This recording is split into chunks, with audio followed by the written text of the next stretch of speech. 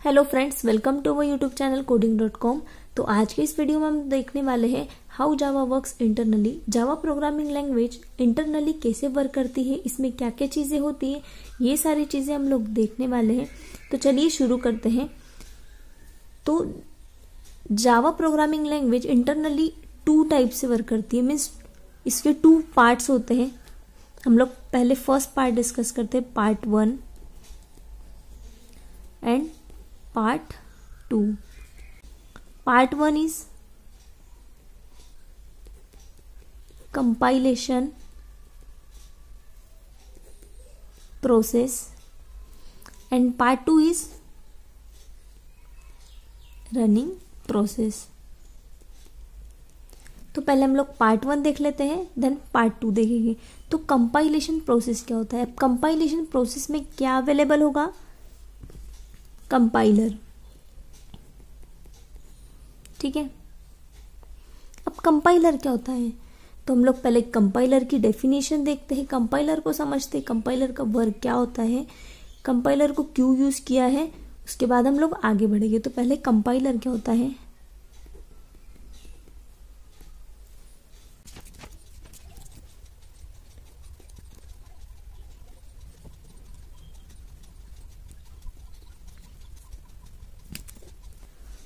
तो ये रही कंपाइलर की डेफिनेशन।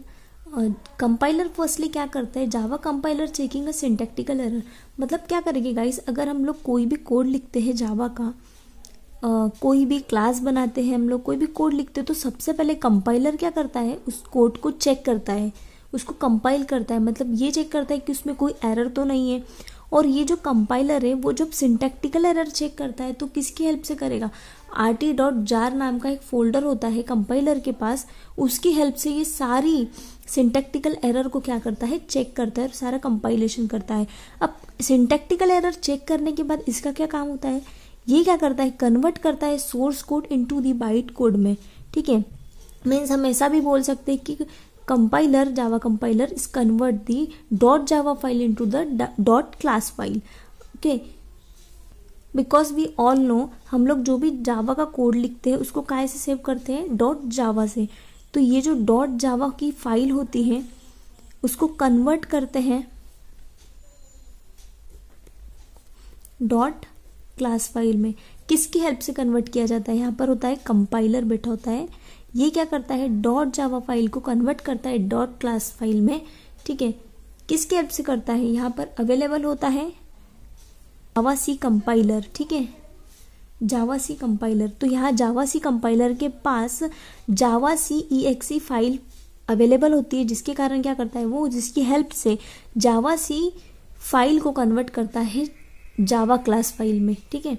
.java फाइल को कन्वर्ट करता है .class फाइल में। और सिंटैक्टिकल एरर चेक करता है, किसकी हेल्प से करता है? सिंटैक्टिकल एरर चेक करता है rt.jar होता है जावा के पास, कंपाइलर के पास क्या होता है? rt.jar होता है, जिसकी हेल्प से वो सिंटैक्टिकल एरर चेक करता है और .java फाइल को कन्वर्ट करता है .class फाइल में कंपाइलर, किसकी हेल्प से? जावा सी कंपाइलर की। अगर आपसे कोई पूछता है कि कौन सा कंपाइलर यूज करते हैं, तो जावा सी कंपाइलर को हम यूज करते हैं। और उसके पास जावा सी exe एक फाइल होती है, जिसकी हेल्प से वो क्या करता है? जावा सी फाइल को .java सी फाइल को .class फाइल में कन्वर्ट करता है। तो ये रहा कंपाइलर का काम। अब कंपाइलेशन प्रोसेस कंप्लीट होती है फर्स्ट पार्ट में। अब हम लोग देखते हैं सेकेंड पार्ट, जिसमें हम देखेंगे रनिंग प्रोसेस। अब रनिंग प्रोसेस में क्या अवेलेबल होता है? तो जैसे कि हमने देखा कंपाइलेशन प्रोसेस में कंपाइलर अवेलेबल था, तो रनिंग प्रोसेस में क्या अवेलेबल होगा? तो रनिंग प्रोसेस में अवेलेबल होगा JVM। तो रनिंग प्रोसेस में अवेलेबल होता है JVM। अब JVM को हम यहाँ शॉर्टली डिस्कस करते हैं, क्योंकि JVM पर हमने एक पूरा वीडियो बनाया है। जिन लोगों ने भी JVM का वीडियो देखा होगा उन्हें ये समझ आ गया होगा कि आगे रनिंग प्रोसेस में क्या होगा। हम लोग यहाँ एक बेसिक देख लेते हैं, फिर भी JVM क्या होगा कि जावा वर्चुअल मशीन ये क्या करता है? बाइट कोड को रीड करता है। अब आपने तो समझ लिया होगा, कंपाइलर को कर दिया .java file to .class file में, और .class फाइल कंटेन्स क्या करता है? File contains byte code. अब जावा रनिंग प्रोसेस की बारी, रनिंग प्रोसेस में क्या अवेलेबल होगा? JVM अवेलेबल होगा। और JVM क्या कर रहा है? JVM बाइट कोड को रीड करता है। अब JVM जैसे ही बाइट कोड को रीड करेगा, वहाँ इंटरप्रेटर होगा। इंटरप्रेटर क्या कर देगा? बाइट कोड को कन्वर्ट कर देगा मशीन कोड में। अब हम लोग ये देखते हैं कि इंटरप्रेटर क्या होता है। ठीक है,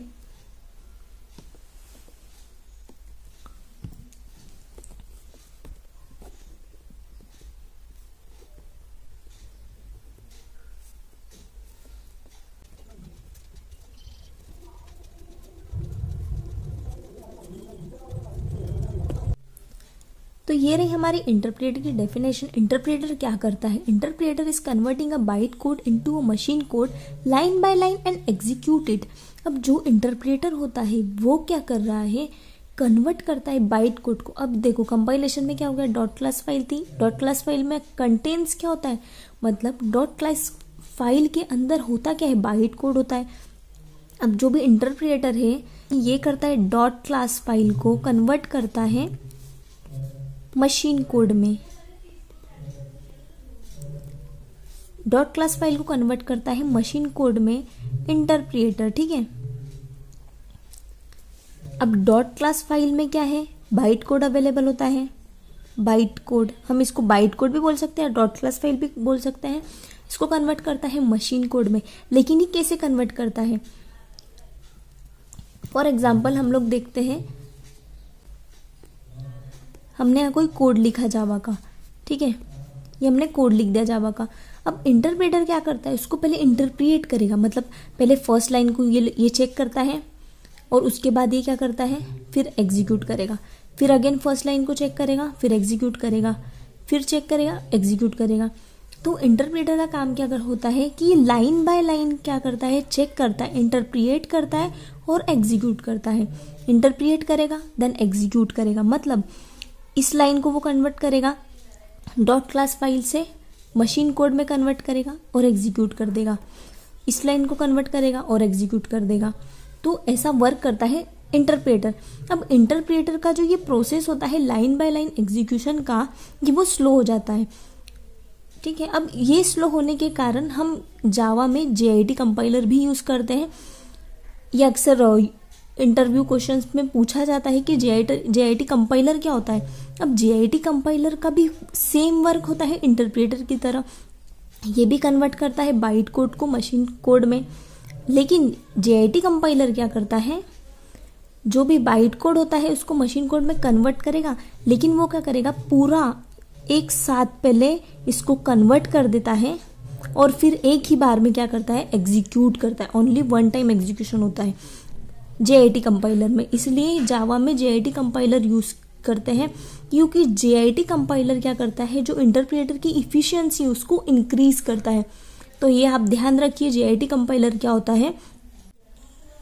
तो जावा प्रोग्रामिंग लैंग्वेज इस टाइप से वर्क करती है, जिसमें कंपाइलेशन प्रोसेस होती है और एक रनिंग प्रोसेस में इंटरप्रेटर JVM होता है और यहाँ पर कंपाइलर होता है। पहले कंपाइलेशन होता है, फिर इंटरप्रिएशन होता है जिसमें JVM होता है। तो इस टाइप से जावा इंटरनली, जावा का जो भी प्रोग्राम है वो एग्जीक्यूट होता है इंटरनली। तो जावा में 2 पार्ट्स होते हैं, कंपाइलेशन एंड रनिंग प्रोसेस। तो इसीलिए जावा को हम 2 स्टेज सिस्टम भी बोलते हैं।